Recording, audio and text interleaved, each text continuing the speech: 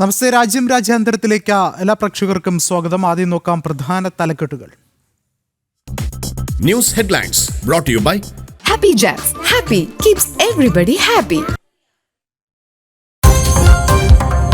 പഹൽഗാം ഭീകരാക്രമണത്തെ അപലപിച്ച് ഷാങ്ഹായ് ഉച്ചകോടി. ഭീകരതയ്ക്കെതിരെ പോരാട്ടം ശക്തമാക്കുമെന്ന് ഭാരതവും ചൈനയും. ഭീകരവാദത്തിൽ ഇരട്ടത്താപ്പ് പാടില്ലെന്ന് പ്രധാനമന്ത്രി. പ്രഖ്യാപനം പാക് പ്രധാനമന്ത്രിയെ വേദിയിലിരുത്തി. എസ്ഇഒയ്ക്ക് പുതിയ നിർവചനം നൽകി നരേന്ദ്രമോദി.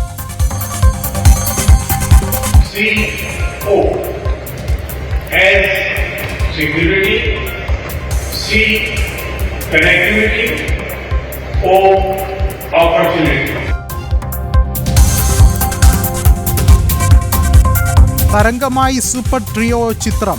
ഷി ജിൻപിങ്ങിനും പുടിനുമൊപ്പമുള്ള ചിത്രങ്ങൾ എക്സിൽ പങ്കുവെച്ച് പ്രധാനമന്ത്രി. ടിയാൻജിനിലെ ഇടപെടൽ തുടരുമെന്ന് അടിക്കുറിപ്പ്.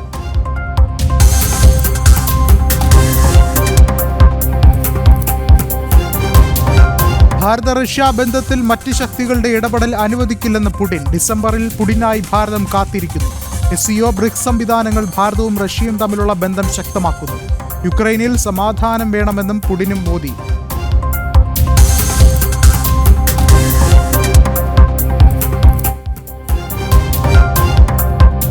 അഫ്ഗാനിസ്ഥാനിലെ ഭൂചലനത്തിൽ 1000-നടുത്ത മരണം. 2500-ലധികം പേർക്ക് പരിക്ക്. റിക്ടർ സ്കെയിലിൽ 6 തീവ്രത രേഖപ്പെടുത്തി. ഡൽഹിയിലും പ്രകമ്പനം.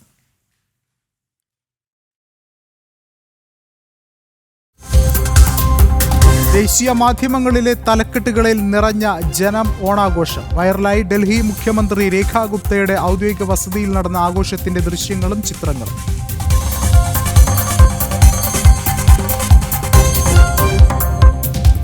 വിശദമായ വാർത്തകളിലേക്ക്. ലോക മാധ്യമങ്ങളിൽ ചർച്ചയായി പാകിസ്ഥാൻ പ്രധാനമന്ത്രി ഷഹബാസ് ഷെരീഫിന്റെ ഒറ്റപ്പെട്ടുള്ള നിൽപ്പ്. ഷാങ്ഹായ് സഹകരണ ഉച്ചകോടിക്കിടെ ചിരിച്ച് സംസാരിച്ച് നടന്നുപോകുന്ന പ്രധാനമന്ത്രി നരേന്ദ്രമോദിയെയും റഷ്യൻ പ്രസിഡന്റ് വ്ളാഡിമിർ പുടിനെയും നോക്കി നിൽക്കുന്ന ഷഹബാസ് ഷെരീഫിന്റെ ദൃശ്യങ്ങളാണ് പുറത്തുവന്നത്.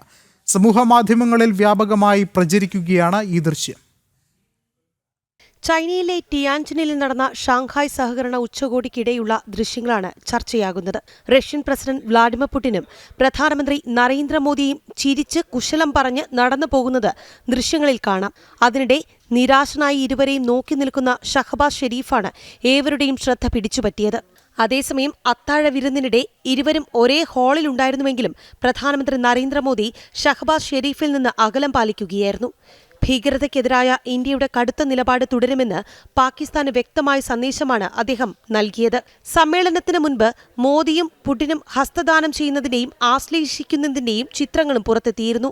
മോദിയും ചൈനീസ് പ്രസിഡന്റ് ഷി ജിൻപിങ്ങും പുടിനും തമ്മിൽ സൗഹാർദ്ദപൂർവ്വം ചിരിച്ചു സംസാരിക്കുന്നതിന്റെ വീഡിയോയും ഇതിനകം തന്നെ സോഷ്യൽ മീഡിയയിൽ വൈറലായിരുന്നു. ന്യൂസ് ഡെസ്ക് ജനം. ഷാങ്ഹായ് സഹകരണ ഉച്ചകോടിയിൽ ഭീകരതയ്ക്കെതിരായ പ്രമേയത്തിൽ ഒപ്പുവെച്ച് ലോക നേതാക്കൾ. പഹൽഗാം ഭീകരാക്രമണവും പ്രധാനമന്ത്രി എസ്ഇഒ വേദിയിൽ ഓർമ്മപ്പെടുത്തി. പാക് പ്രധാനമന്ത്രി ഷഹബാസ് ഷെരീഫ് വേദിയിലിരിക്കെയാണ് പ്രധാനമന്ത്രിയുടെ പരാമർശം. ഭീകരതയ്ക്കെതിരായ ഉറച്ച നിലപാടാണ് ഇത്തവണ ഷാങ്ഹായ് കോർപ്പറേഷൻ ഓർഗനൈസേഷൻ പ്രഖ്യാപിച്ചത്. ആഗോള ഭീകരതയ്ക്കെതിരെ പോരാടുമെന്ന സംയുക്ത പ്രസ്താവന പ്രമേയത്തിലൂടെ എസ്ഇഒ അംഗീകരിച്ചു. അതിർത്തി കടന്നുള്ള തീവ്രവാദവും തീവ്രവാദത്തിലേക്ക് ആളെ ചേർക്കുന്നതും ഭീകരപ്രവർത്തനങ്ങൾക്ക് പണം ലഭ്യമാക്കുന്നതും ശക്തമായി ഭാരതം എതിർക്കുന്നുവെന്നും പ്രധാനമന്ത്രി നരേന്ദ്രമോദി പറഞ്ഞു.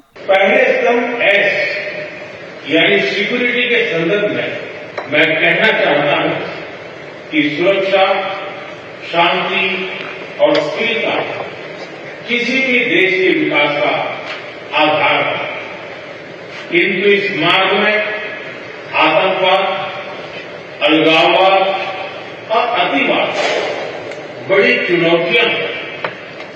आतंकवाद सिर्फ किसी देश की सुरक्षा ही नहीं बल्कि पूरी मानवता के लिए एक साझा चुनौती है. कोई देश, कोई समाज, कोई नागरिक अपने आप को इससे सुरक्षित नहीं समझ सकता. इसलिए आतंकवाद से लड़ाई में भारत ने एकजुटता पर बल दिया. ഭീകരതയ്ക്കെതിരെ ചൈന എസ്ഇഒയോടൊപ്പം നിൽക്കും. അതിർത്തി കടന്നുള്ള ഭീകരവാദത്തെ ശക്തമായി എതിർക്കുമെന്ന് ചൈനീസ് പ്രസിഡന്റ് ഷി ജിൻപിങ്ങും പറഞ്ഞു. We were the first to set up a military confidence-building mechanism in our border areas, turning our extensive borders into a bond of friendship, mutual trust and cooperation. We were the first to take multilateral actions against the three forces of terrorism, separatism and extremism. We steadily promoted law enforcement and security cooperation, properly managed and settled differences. ഭീകരതയ്ക്കെതിരായ ശക്തമായ പ്രതിഷേധമാണ് പാകിസ്ഥാൻ പ്രധാനമന്ത്രിയുടെ സാന്നിധ്യത്തിൽ നരേന്ദ്രമോദിയും Chinese president Xi ജിൻപിങ്ങും അറിയിച്ചത്. ഭീകരവിരുദ്ധ പോരാട്ടത്തിൽ മുന്നണി പോരാളിയായ ഭാരതത്തിന് നയതന്ത്ര രംഗത്ത് ലഭിക്കുന്ന ഏറ്റവും വലിയ അംഗീകാരമാണ് SCO പ്രമേയം. ഇന്റർനാഷണൽ ഡെസ്ക്, ജനം.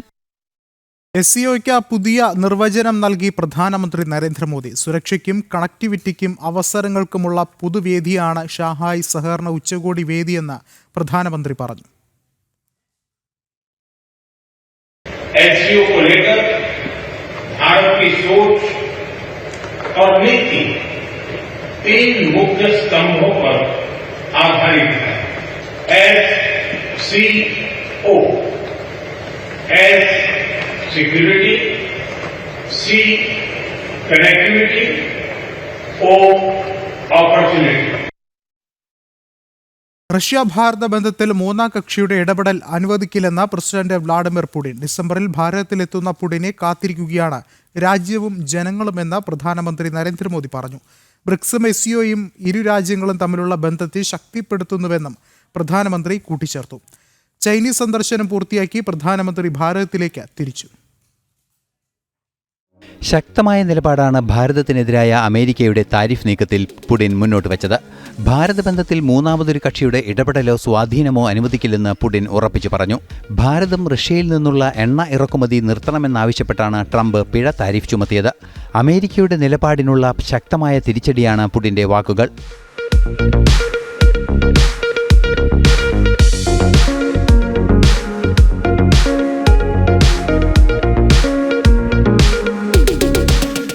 ദീർഘകാല ബന്ധമാണ് ഭാരതവും റഷ്യയുമായുള്ളത്.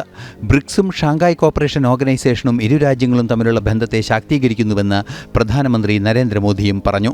ഡിസംബറിൽ നടക്കാനിരിക്കുന്ന പുടിൻ്റെ ഭാരത സന്ദർശനത്തിനായി രാജ്യം മുഴുവനും കാത്തിരിക്കുകയാണെന്നും നരേന്ദ്രമോദി ഉച്ചകോടിയിൽ അറിയിച്ചു. बहुत खुशी हो रही है और मैं हमेशा अनुभव करता हूं कि आपको मिलना मतलब एक यादगार मीटिंग भी होती है. बहुत सी चीजों की जानकारियों का आदान प्रदान करने का अवसर मिलता है. हम लगातार संपर्क में रहे हैं.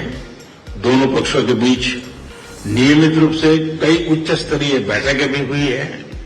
इस वर्ष दिसंबर में हमारी 23वीं समिट के लिए 140 करोड़ भारतीय उत्सुकतापूर्वक आपका इंतजार कर रहे हैं. एक्सेलेंसी, ये हमारी special and privilege strategic partnership की गहराई और व्यापकता का परिचायक है. ബ്രിക്സ് സമ്മേളനത്തിനാണ് പ്രസിഡന്റ് വ്ളാഡിമിർ പുടിൻ ഭാരതം സന്ദർശിക്കുന്നത്. ഭാരതവുമായുള്ള റഷ്യയുടെ എണ്ണ ഇടപാടിൽ വൻ വർധനവാണ് ഇക്കഴിഞ്ഞ മാസങ്ങളിൽ ഉണ്ടായത്. വികസന, സൈനിക, നയതന്ത്ര രംഗങ്ങളിൽ മികച്ച സഹകരണം ഉറപ്പാക്കിയാണ് ഇരു നേതാക്കളും ചർച്ചയുടെ ഭാഗമായത്. ഇന്റർനാഷണൽ ഡെസ്ക്, ജനം. പ്രധാനമന്ത്രി നരേന്ദ്രമോദിയെ പ്രിയ ദോസ്ത് എന്ന് വിശേഷിപ്പിച്ച് Russian president Vladimir Putin. Shanghai സഹകരണ ഉച്ചകോടിക്കിടെയാണ് പ്രധാനമന്ത്രിയെ പ്രിയ സുഹൃത്തെന്ന് പുടിൻ ഹിന്ദിയിൽ വിശേഷിപ്പിച്ചത്. ബഹുമാനപ്പെട്ട പ്രധാനമന്ത്രി ജി എന്ന അഭിസംബോധന ചെയ്ത പുടിൻ ഡിസംബർ 21 ഇന്ത്യ റഷ്യ ബന്ധത്തിൻ്റെ 15 വർഷത്തെ ഉയർച്ച അടയാളപ്പെടുത്തുമെന്നും പറഞ്ഞു. ഇരു രാജ്യങ്ങളും തമ്മിലുള്ള ഉഭയകക്ഷി ബന്ധം കൂടുതൽ ഊട്ടിയുറപ്പിക്കുന്നതിന് കൂടിക്കാഴ്ച സഹായിക്കുമെന്നും പുടിൻ കൂട്ടിച്ചേർത്തു. Уважаемый господин премьер-министр, дорогой друг, 21 декабря исполняется 15 лет со дня принятия совместного заявления, в котором отмечен выход наших отношений на уровень особого привилегированного стратегического партнерства. महामहिम प्रधानमंत्री जी, प्रिय दोस्त, 21 दिसंबर को 15 साल पूरे हो जाएंगे जब से एक संयुक्त वक्तव्य पर हस्ताक्षर किए गए थे, जिसमें हमारे स्पेशल प्रिविलेज्ड पार्टनरशिप पर किस तरह हम पहुंचे. 15 साल हो गए. ഗണേശോത്സവ ആഘോഷങ്ങൾ രാജ്യത്തിന്റെ വിവിധ നഗരങ്ങളിൽ വർണ്ണാഭമാവുകയാണ്. ഇപ്പോൾ തിരുവനന്തപുരത്ത് ഗണേശോത്സവ ട്രസ്റ്റിന്റെ നേതൃത്വത്തിൽ നടക്കുന്ന ഗണേശ വിഗ്രഹ നിമജ്ജന ഘോഷയാത്ര പുരോഗമിക്കുകയാണ്. ഘോഷയാത്ര ഇപ്പോൾ ശംഖുമുഖം ആറാട്ട് കടവിലേക്ക് നടന്നു നീങ്ങുകയാണ്. ദൃശ്യങ്ങളിൽ കാണാൻ സാധിക്കുന്നത് പോലെ വർണ്ണാഭമായ ഘോഷയാത്ര പുരോഗമിക്കുന്നുണ്ട്. കൂടുതൽ വിവരങ്ങളുമായി പ്രജിത് മോഹനൻ ചേർന്നുണ്ട്. പ്രജിത്ത, ഇപ്പോൾ എവിടെയാണ് എത്തിച്ചേർന്നിട്ടുള്ളത്?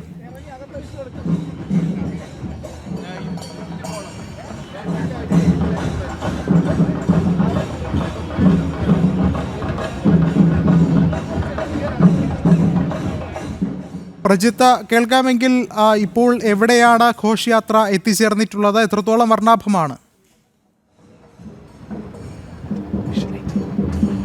വിഷ്ണു, ഇപ്പോൾ കൃത്യമായി നമ്മുടെ സെക്രട്ടേറിയറ്റിന് മുന്നിൽ എത്തിയിരിക്കുന്നു ഈ ഗണേശ വിഗ്രഹ നിമജ്ജന ഘോഷയാത്ര എന്നുള്ളത്. ഇപ്പോൾ നമുക്ക് ദൃശ്യങ്ങളിൽ കാണാം വിഗ്രഹത്തെ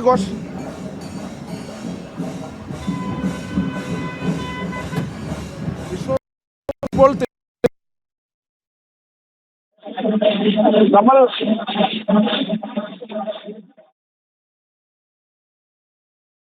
പ്രജിത്തിലേക്ക് വരാം. എന്തായാലും വർണ്ണാഭമായ ഘോഷയാത്ര പുരോഗമിക്കുകയാണ്. ടിൻഡു ദാസ് കൂടി ചേരുന്നുണ്ട് തിരുവനന്തപുരത്ത് നിന്ന്. ടിൻഡു, എത്രത്തോളം വർണ്ണാഭമാണ് ഇപ്പോൾ അലയടിക്കുന്നത്? വിഷ്ണു, നമ്മളിപ്പോൾ എത്തിയിരിക്കുന്നത് പഴവങ്ങാട് ക്ഷേത്ര സന്നിധിയിൽ നിന്നും വിവിധ ഇടങ്ങളിലുള്ള ഗണേശ വിഗ്രഹങ്ങൾ പഴവങ്ങാട് ക്ഷേത്ര സന്നിധിയിൽ എത്തിച്ച് അവിടെ നിന്നും ശംഖുമുഖം ആറാട്ടുകടവിലേക്ക് വിഗ്രഹങ്ങളുമായുള്ള ഘോഷയാത്ര ആരംഭിച്ചു കഴിഞ്ഞിരിക്കുന്നു. ഇപ്പോൾ തിരുവനന്തപുരം സ്റ്റാച്യുവിന് മുന്നിലാണ് വിഗ്രഹ ഘോഷയാത്ര എത്തിയിട്ടുള്ളത്. തിരുവനന്തപുരത്തെ തെക്ക് നിന്നും വടക്ക് നിന്നുമുള്ള വിവിധ ദേശങ്ങളിൽ നിന്നുമുള്ള ഗണേശ വിഗ്രഹങ്ങൾ ഈ പഴവങ്ങാട് ക്ഷേത്ര സന്നിധിയിൽ എത്തിച്ചിട്ടുണ്ട്. ഒരുപക്ഷെ ഒരു നാടിൻ്റെയും ഒരു ദേശത്തിൻ്റെയും ഒക്കെ ഒത്തൊരുമേനെയും അതോടൊപ്പം തന്നെ അവരുടെ സന്തോഷത്തെ ആഹ്ലാദത്തെയൊക്കെ വിളിച്ചു പറയുന്നതാണ് ഗണേശ ഉത്സവം നമുക്ക് പറയാൻ സാധിക്കും.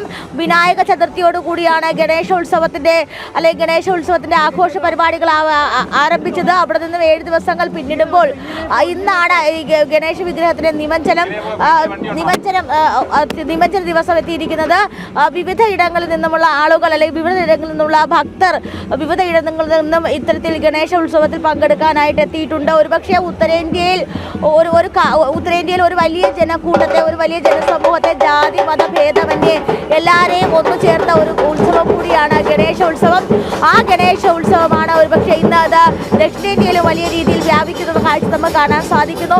കഴിഞ്ഞ 10 വർഷങ്ങൾക്ക് ഇപ്പോഴും പരിശോധിക്കുകയാണെങ്കിൽ വലിയ രീതിയിൽ ഗണേശോത്സവത്തിന് സ്വീകാര്യത ലഭിക്കുന്നുണ്ട്. ഏറ്റവും പ്രധാനപ്പെട്ട കാര്യം തിരുവനന്തപുരം ഗണേശ ട്രസ്റ്റിന്റെ നേതൃത്വത്തിലാണ് തിരുവനന്തപുരം ജില്ലയിലെ ഗണേശ ഉത്സവം സംഘടിപ്പിക്കുന്നത്. വിവിധ ഇടങ്ങളിലേക്കുള്ള ഗണേശ വിഗ്രഹങ്ങളും ഈ ഗണേശ ട്രസ്റ്റിന്റെ ആഭിമുഖ്യത്തിൽ തന്നെ അവർക്ക് നൽകുന്നുണ്ട്. ഏറ്റവും പ്രധാനപ്പെട്ട കാര്യം ഓരോ ഗണേശ വിഗ്രഹവും അതിൻ്റെ കണ്ണഞ്ചിപ്പിക്കുന്ന കാഴ്ചകളാണ്. ഓരോ ഗണേശ വിഗ്രഹത്തിലെ അലങ്കാരങ്ങൾ അതൊക്കെ ഏറ്റവും എടുത്തു പറയേണ്ട കാര്യം തന്നെയാണ്. വിവിധ തരത്തിലുള്ള മിനുക്കുപണികൾ, വിവിധ തരത്തിലുള്ള നിറങ്ങൾ, വിവിധ തരത്തിലുള്ള അലങ്കാര പണികൾ ചെയ്ത ഗണേശ വിഗ്രഹങ്ങൾ നമുക്ക് കാണാൻ സാധിക്കും. വിവിധ വലിപ്പത്തിൽ വിവിധ ഭാവത്തിലിരിക്കുന്ന ഗണേശ വിഗ്രഹങ്ങൾ 36 ഭാവങ്ങളിലുള്ള ഗണേശ വിഗ്രഹങ്ങളാണ് തിരുവനന്തപുരം ഗണേശ ട്രസ്റ്റിന്റെ നേതൃത്വത്തിൽ അത് നിർമ്മിക്കുകയും അല്ലെങ്കിൽ തയ്യാറാക്കുകയും വിവിധ ദേശങ്ങളിലേക്ക് നൽകുകയും ചെയ്യുന്നത്. 36 രൂപങ്ങളിലുള്ള അല്ലെങ്കിൽ ഭാവങ്ങളുള്ള ഗണേശ വിഗ്രഹങ്ങൾ ഈ ഗണേശ ഘോഷയാത്രയിൽ ഉടനീളം കാണാൻ സാധിക്കും. ഏറ്റവും പ്രധാനപ്പെട്ട കാര്യം ഈ തിരുവനന്തപുരം പഴവങ്ങാടി ഗണപതി ക്ഷേത്രത്തിൽ നിന്നും ആരംഭിച്ച ഗണേശോത്സവം ഈ പാളയം ഗണപതി ക്ഷേത്രം വഴി പിന്നീട് പേട്ട വഴി കറങ്ങി ശംഖുമുഖത്തെത്തുമ്പോൾ നിമജ്ജനമായി വർണ്ണാഭമായ കാഴ്ചകൾ തന്നെയാണ് തലസ്ഥാനത്ത് നിന്ന് കാണാൻ സാധിക്കുന്നത്. ഇപ്പോൾ തിരുവനന്തപുരത്തെ ആ ശംഖുമുഖം ആറാട്ടുകടവിൽ നിന്ന് പ്രശാന്ത് ശങ്കരമംഗലത്ത് കൂടി ചേർന്നുണ്ട്. പ്രശാന്ത, ഘോഷയാത്ര വന്നുകൊണ്ടിരിക്കുകയാണ്. അവിടെ ആറാട്ടുകടവിൽ ഗണപതി ഹോമം ഉൾപ്പെടെയുള്ള പൂജകൾ നടക്കുന്നു എന്നറിയാൻ സാധിക്കുന്നുണ്ട്. എങ്ങനെയാണ് ചടങ്ങുകൾ പുരോഗമിക്കുന്നത്?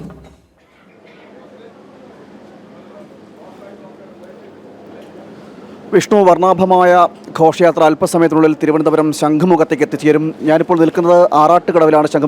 ശംഖുമുഖം ആറാട്ടുകടവിൽ അഷ്ടദ്രവ്യ മഹാഗണപതി ഹോമം നടന്നുകൊണ്ടിരിക്കുകയാണ്. ഇതിൻ്റെ പരിസമാപ്തിയോടനുബന്ധിച്ചായിരിക്കും ഘോഷയാത്ര ഇവിടേക്ക് എത്തിച്ചേരുന്നത്. തുടർന്ന് വിഗ്രഹ നിമഞ്ജനം അടക്കമുള്ള കാര്യങ്ങളിലേക്ക് അടക്കം ഓരോ ഘോഷയാത്രയും വരുമ്പോൾ ആരതിയോട് സ്വീകരിക്കുകയും ചെയ്യും. അതിനുശേഷമായിരിക്കും നിമഞ്ജനം നടക്കുക. വലിയ സജ്ജീകരണങ്ങളാണ് ഇവിടെ ഒരുക്കിയിരിക്കുന്നത്. ഭക്തർ അവരവരുടെ വീടുകളിൽ നിന്നെത്തിച്ച ഗണേശ വിഗ്രഹങ്ങളടക്കം ഈ മണ്ഡപത്തിൽ എത്തിച്ചിരിക്കുന്നു. ആറാട്ട് ആറാട്ട് മണ്ഡപത്തിൽ എത്തിച്ചിരിക്കുന്നു. അങ്ങനെ അവിടെ പൂജകളും ചടങ്ങുകളും ഒക്കെ നടന്നുകൊണ്ടിരിക്കുകയാണ്. ഇപ്പോൾ നടന്നുകൊണ്ടിരിക്കുന്നത് അഷ്ടദ്രവ്യ മഹാഗണപതി ഹോമമാണ്. ഇതിൻ്റെ ഒരുക്കങ്ങളെല്ലാം നടന്നുകൊണ്ടിരിക്കുകയാണ്. വലിയ രീതിയിലുള്ള ഭക്തജന ബാഹുല്യവും ഇവിടെ കാണാൻ കഴിയുന്നുണ്ട്.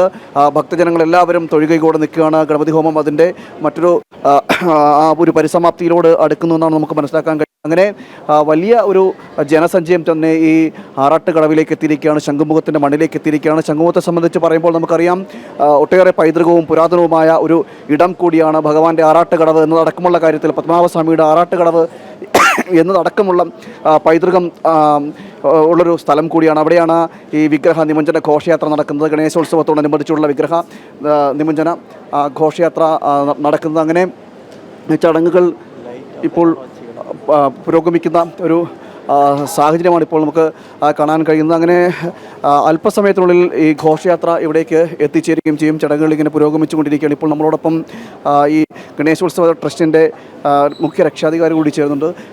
വിഗ്രഹ ഘോഷയാത്ര വന്നുകൊണ്ടിരിക്കുകയാണ്. സെക്രട്ടേറിയറ്റ് കടന്നിരിക്കുന്നു. ഇനി എങ്ങനെയാണ് ഇവിടെ എത്തുമ്പോൾ ഉണ്ടാകുന്ന ചടങ്ങുകളും മറ്റു കാര്യങ്ങളും ഒക്കെ? ഇവിടെ വിഗ്രഹം എല്ലാം വന്നതിന് ശേഷം കൊണ്ടുവരുന്ന അവർ തന്നെ അവരുടെ ഈ ദോഷങ്ങൾ തീർക്കുന്ന സ്വയം പ്രാർത്ഥിച്ചതിന് ശേഷം അവർക്ക് തടസ്സമായി നിൽക്കുന്നതെല്ലാം മാറിയതിന് ശേഷം അവർക്ക് ലഭിക്കേണ്ട പുണ്യത്തിനും അവരുടെ ഫലപ്രാപ്തിക്ക് വേണ്ടിയുള്ളത് ഗണപതി ഭഗവാന്റെ കാതിൽ വലത് ചെവിയിൽ പറഞ്ഞതിന് ശേഷം അവർ തന്നെ പൂജ ചെയ്തിട്ട് പ്രകൃതിയെ ലയിപ്പിക്കുന്ന ഒരു ചടങ്ങാണ് ഇവിടെ നിമഞ്ജനം എന്ന ചടങ്ങിലേക്ക് നടക്കാൻ പോകുന്നത്. പണ്ട് ഇതിൻ്റെ ഒരു തുടക്കം ഈ വിഗ്രഹ നിമഞ്ജന ഘോഷയാത്രയും ഗണേശോത്സവത്തിൻ്റെ തുടക്കമൊക്കെ അങ്ങനെയൊക്കെയാണ് വരുന്നത്. അപ്പോൾ ഇപ്പോൾ വലിയൊരു സ്വീകാര്യതയും ഈ ഗണേശോത്സവത്തിന് കേരളത്തിൽ ലഭിച്ചിരിക്കുന്നു, പ്രത്യേകിച്ച് തിരുവനന്തപുരത്തും. ഇത് ശരിക്ക് ജാതിയും മതവും ഇല്ലാതെ പുരുഷനും സ്ത്രീയും ഇല്ലാതെ ആർക്കും ഭഗവാനെ പൂജിച്ച് സായുജ്യമടയാനുള്ള ഒരു സന്ദർഭം. ഇത് വർഷത്തിലൊരിക്കൽ 9 നാൾ 12 നാൾ അങ്ങനെ 5 നാൾ ഇങ്ങനെ ഓരോ അവരുടെ ഇത് നിമിത്തങ്ങളനുസരിച്ച് അല്ലെങ്കിൽ അവരുടെ നിശ്ചയം അനുസരിച്ചിട്ട് അവർ തീരുമാനിക്കുന്നതനുസരിച്ചിട്ട് അവർ സ്വയം പൂജ ചെയ്ത് സമർപ്പിക്കുന്ന ഒരു ചടങ്ങ്. അതിൽ നിന്ന് വളരെ അനുഭൂതിയാണ് ഭക്തജനങ്ങൾക്ക് ഈ വിഗ്രഹം പൂജ ചെയ്ത് നിമഞ്ജനം ചെയ്യുന്നവർക്ക് ഓരോ വർഷവും സംഭവിച്ചുകൊണ്ടിരിക്കുന്നത്. ഇതിൽ നിന്നെല്ലാം ഓരോ വർഷവും 10,000-കണക്കിന് ആൾക്കാർ കൂടി വരുന്നു. അത് ഇതൊരു പ്രത്യേകതയാണ്. ഇത് സൂചിപ്പിച്ചതുപോലെ തന്നെയാണ്, അത്രത്തോളം വർണ്ണാഭമാണ്. ഒപ്പം തന്നെ ഭാരതീയ സംസ്കാരത്തിൻ്റെ മൂല്യങ്ങൾ ഉയർത്തിപ്പിടിച്ചുകൊണ്ടുള്ള ഒരു ചടങ്ങ് അത് ഏറെ ശ്രദ്ധേയമായി ജനങ്ങൾ ഏറ്റെടുക്കുന്നു. അതിൻ്റെ ഓരോ ഘട്ടത്തിലൂടെ പോകുമ്പോഴും വർണ്ണാഭമായ ചടങ്ങുകൾ പുരോഗമിക്കുകയാണ്. പ്രശാന്ത, ടിൻഡു, പ്രജിത്ത എന്നിവരാണ് വിശദമായ വിവരങ്ങൾ പങ്കുവച്ചത്. തലസ്ഥാനത്തെ വർണ്ണാഭമാക്കിക്കൊണ്ടുള്ള ഗണേശ വിഗ്രഹ നിമഞ്ജന ഘോഷയാത്ര പുരോഗമിക്കുകയാണ്. തത്സമയമാണ് പ്രേക്ഷകർ കണ്ടത്. നവഭാരത് നവ ഛത്തീസ്ഗഡ്.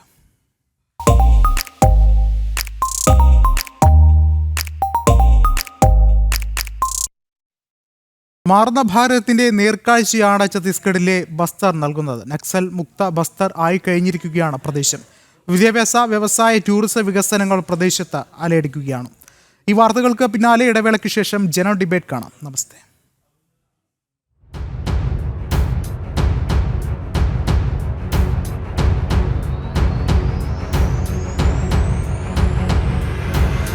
ഇടത് ഭീകരവാദത്തിന്റെ നിഴലിൽ നിന്ന് 4 പതിറ്റാണ്ടിന് ശേഷം ബസ്തർ മോചിപ്പിക്കപ്പെടുകയാണ്.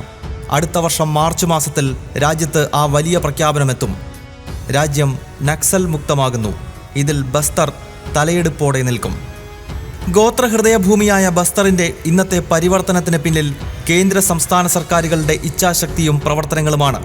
ഒരു കാലത്ത് ഭീകരർ അരങ്ങുവാണ ഇടങ്ങളിലെല്ലാം ഇന്ന് മാറ്റത്തിന്റെ വെളിച്ചം വീശിക്കഴിഞ്ഞു. ജനങ്ങളുടെ ക്ഷേമപ്രവർത്തനങ്ങളും സുരക്ഷാ നടപടികളും ദ്രുതഗതിയിൽ എത്തുന്നുണ്ട്. 2023 അധികാരത്തിലെത്തിയ ശേഷം 80ഓളം തവണ മുഖ്യമന്ത്രി വിഷ്ണുദേവ് സായി മേഖലയിൽ നേരിട്ടെത്തി ജനങ്ങളോട് സംവദിച്ചു. സുക്മയിലെ 50ലധികം പ്രൈമറി സ്കൂളുകൾ പുനർജീവിപ്പിച്ചു. നക്സൽ ഭീകരർ പൂട്ടിയ 29 സ്കൂളുകൾ തുറന്ന് പ്രവർത്തിക്കുന്നു. 7 പുതിയതായി സ്ഥാപിച്ചു. നക്സൽ ബാധിത പ്രദേശങ്ങളിലുള്ള വിദ്യാർത്ഥികൾക്ക് ഉന്നത വിദ്യാഭ്യാസത്തിനായി പലിശരഹിത വായ്പാ സൗകര്യം ഏർപ്പെടുത്തി.